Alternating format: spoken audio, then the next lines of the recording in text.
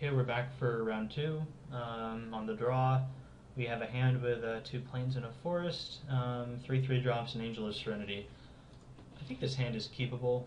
We have Angel, which is the best card in our deck, so when we get to 7, we'll be able to cast it. We're pretty far away from it now, so I don't count on that happening anytime soon, but double Seller of Songbirds and Avenging Arrow definitely buys a lot of time, and the bird tokens, when you have two of them, that's like a decent amount of pressure. Not great, but I think this hand is keepable.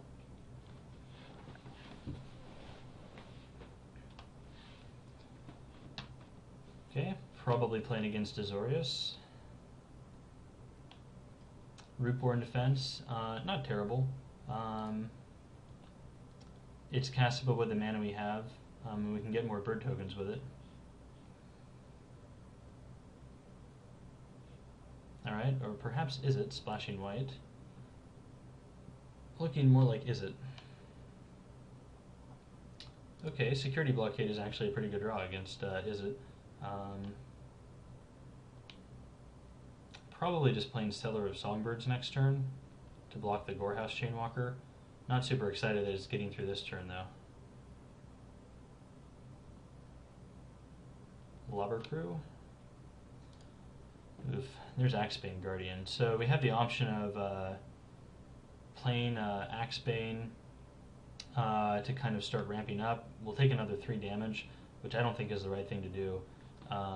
We have a few plays here. I mean, hopefully we start drawing lands, but I think this turn at least we just have to play something to get rid of his Gorehouse Chainwalker. Hopefully he doesn't have like a Pursuit of Flight or something to get it through.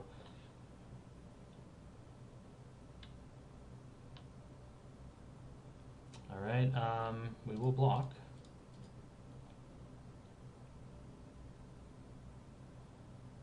And trade. Okay, well, I think now we play Axebane.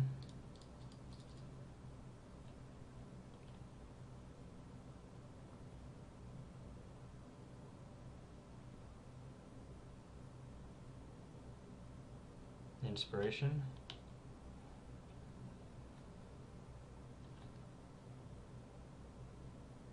Acidic Saber, okay, I'm fine with that.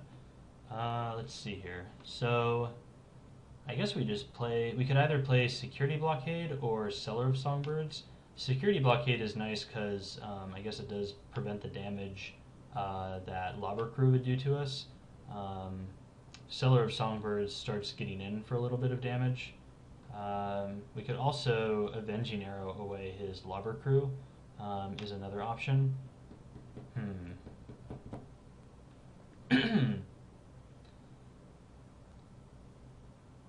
I think we want, let's see.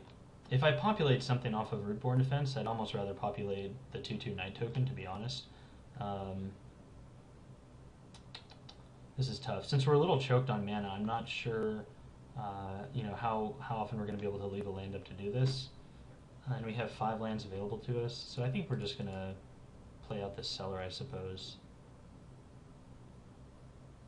Yeah, I don't know. I think it's close there. I don't really know what the best play is. If we draw another land, we can Tristani's away the Lobber Crew as well. That's an option. Seems like he's a little flooded. Ew, Tenement Crasher. That's not very good.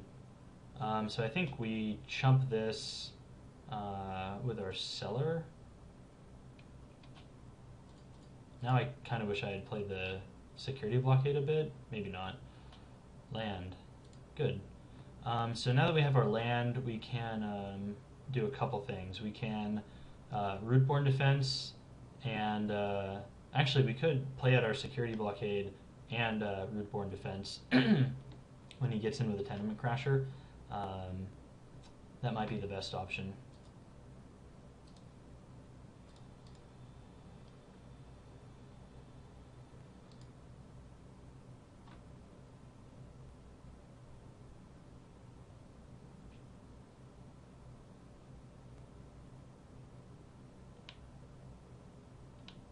Get in with our bird token.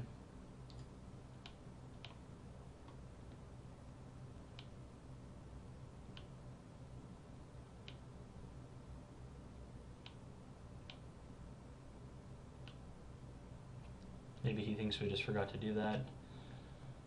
This does kind of give away that we have some sort of trick. So it's possible that he has, like, I guess a counterspell. That would be bad for us. Yeah, is this counter? Oh, explosive impact. Okay. Alright, well, that's not the worst. I mean, we got this out of his hand.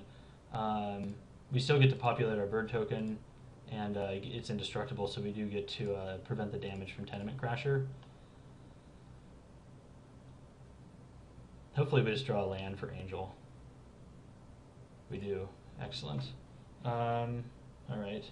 So I think we bash in with our birds, and then let's see. This is only creatures, right? Exile up to 3 other target creatures from the... Yeah, so 1, 2, 3, 4, 5, 6, and 7.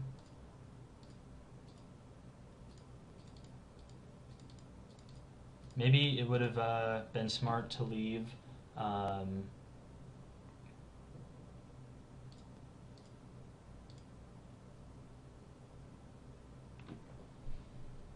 do we want to get rid of our Axebane Guardian? I don't think we do.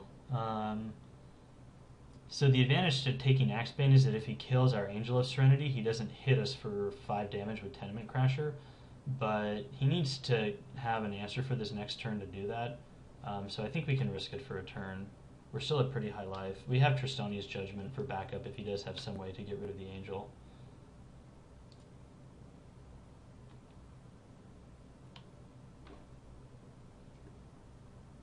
I mean, like, Void Wielder, I guess, or something like that is just massively bad for us. I mean, here he has Splatter Thug that just doesn't do anything.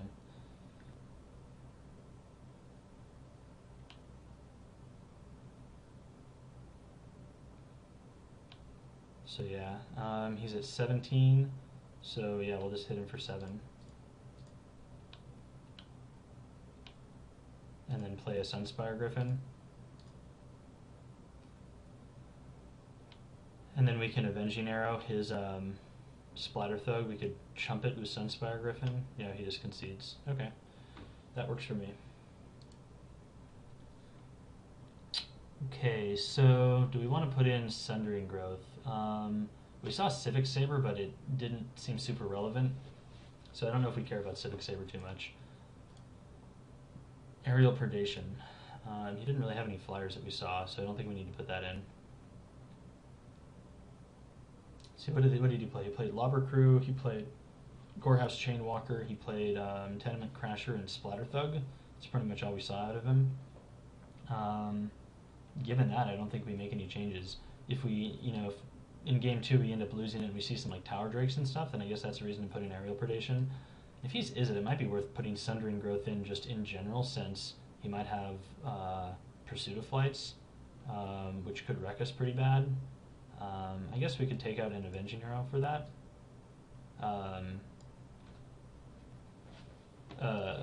Yeah, that's probably fine. And the other advantage to this, like, we know he has Civic Saber, so we know he has at least one target for this, so this isn't a complete dead draw.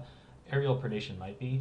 I realize he can pop up a creature with Pursuit of Flight, which would give it flying, but we need to keep the mana open for him to do that, and it's just, I mean, I think this is better until we know that he has flyers for sure. So I'm going to submit this and go to